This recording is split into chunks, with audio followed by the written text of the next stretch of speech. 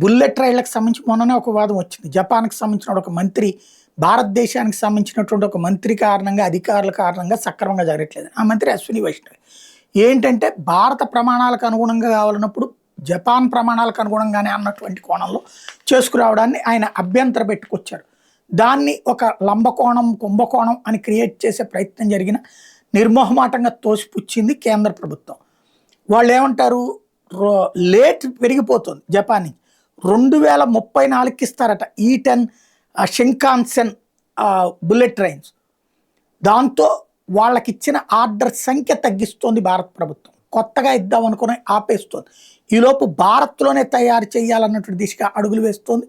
తద్వారా 2030 నాటికి తొలి బుల్లెట్ ట్రైన్ తీసుకొచ్చేటటువంటిది అది జపాన్ ఇస్తే ఓకే, లేదంటే మనవి తీసుకొచ్చే దిశగా అడుగులు పడుతున్నాయి.